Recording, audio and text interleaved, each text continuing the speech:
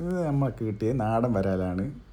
രാത്രി ആയതുകൊണ്ട് രാത്രി തന്നെ ഇതിനെ ശരിയാക്കാമെന്ന് വിചാരിച്ച്. ശരിയാക്കാമെന്ന് വെച്ചാൽ ഉണ്ടാക്കി കഴിക്കാമെന്ന്. അതിനെ വെട്ടി റെഡിയാക്കാൻ വേണ്ടിയിട്ട് 3 പേരാണ് ഒരു അങ്കത്തട്ടിലുള്ളത്. ഇതിൻ്റെ തോല് എടുക്കാൻ വേണ്ടിയിട്ട് ഭയങ്കര ശക്തി. അപ്പം 3 പേരെ സഹായം വേണം.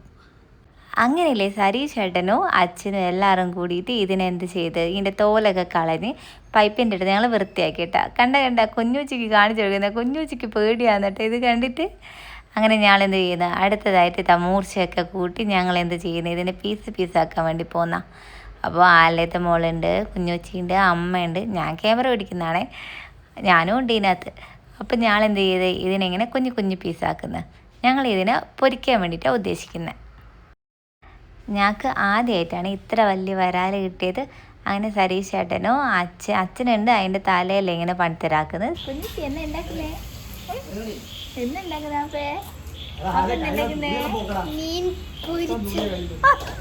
ഇതാണ് കേട്ടോ വൃത്തിയാക്കിയ വരാൽ. ആദ്യം മഞ്ഞപ്പൊടി ഇട്ടിട്ട് ഇതിനെ കുളിപ്പിച്ചെടുക്കാം. മഞ്ഞക്കുപ്പായം നല്ലോണം കുറച്ച് മതിയേ, ആവശ്യത്തിന് മാത്രം ഉപയോഗിക്കുക. എന്നിട്ട് നല്ലോണം കൊയ. എന്നിട്ട് കുറച്ച് ഉപ്പ്, എന്നിട്ടും കൊയ ഇടയ്ക്ക്. എന്നിട്ട് കുറച്ച് കറിവേപ്പില ഇടുക. കറിവേപ്പില ഇട്ടാൽ പ്രത്യേക ഒരു ടേസ്റ്റ് ആയിരിക്കും മീനിന്. എന്നിട്ട് അതും കൂടി ഒന്നും കൂടി മിക്സ് ആക്കുക നല്ലോണം. ഇതിൻ്റെ മസാല പിടിച്ചാൽ ഒരു പ്രത്യേക ടേസ്റ്റ് വരും മീനിന്. എന്നിട്ട് മുളക് പൊടി വിതറുക. എന്നിട്ട് അതും നല്ലോണം കൊയ നല്ലോണം കുഴക്കണം. എന്നാലേ ഇതിന് മസാല പിടിക്കും ഇതിന്. എന്നിട്ട് കുറച്ച് കുരുമുളക് ഇടുക. എന്നിട്ട് നല്ലോണം അത് കൊയ. കാഴ്ചക്കാരെല്ലാം വന്നുകൊണ്ടിരിക്കുന്നുണ്ട്, ഇതെന്താ ചെയ്യുന്നത്. ലേശം വെളിച്ചെണ്ണ, നല്ല സ്വാദ് കിട്ടും വെളിച്ചെണ്ണ ഇട്ടാൽ. ഒന്ന് ട്രൈ ചെയ്ത് നോക്കണം നിങ്ങൾ. എന്നിട്ട് നല്ലോണം കൊയ. ഇനിയാണ് നമ്മൾ അടുത്ത പരിപാടി, ഇഞ്ചി കുത്ത്. ഇഞ്ചി നല്ലോണം അതിനകത്തിട്ടിട്ട് 2-3 കുത്തി നല്ലോണം തട്ടി ഞാൻ എന്ത് ചെയ്തതെന്ന് വെച്ചാൽ ഇഞ്ചി നല്ലോണം ചതച്ചെടുത്ത്. എന്നിട്ട് ഞാൻ എന്ത് ചെയ്തതെന്ന് വെച്ചാൽ സരീഷ് ചേട്ടന് കൊടുത്ത്.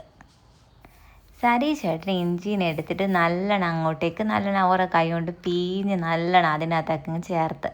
ഇഞ്ചി ചേർത്ത് കഴിഞ്ഞാൽ പ്രത്യേക ടേസ്റ്റാണ് അവർ പറയുന്നത്. പൊരിക്കുമ്പോൾ നമ്മൾ ഇഞ്ചിയെല്ലാം ചേർത്ത് ഒരു വെറൈറ്റി രീതിയിലാണ് നമ്മൾ ഈ പ്രാവശ്യം വരാലിനെ പ്രിപ്പയർ ചെയ്യുന്നത്. എന്നിട്ട് നമ്മൾ എന്താ ചെയ്തതെന്ന് വെച്ച് കഴിഞ്ഞാൽ നല്ലോണം സരീഷേട്ടനെ സരീഷേട്ടൻ്റെ കൊയ. പിന്നെ നമ്മളതിനെ ഫ്രിഡ്ജിലേക്ക് വെച്ച്. ഞങ്ങൾ ആലയുടെ മോൾ എന്ത് ചെയ്ത് അടുക്കളയിലേക്ക് പാനുമായിട്ട് റെഡിയായി വന്നിട്ടുണ്ട്. സരീഷേട്ടൻ അത് സ്റ്റൗ ഓണാക്കുന്നത്. എന്നിട്ട് നമ്മൾ പ്രിപ്പറേഷൻ തുടങ്ങുന്ന കേട്ടോ.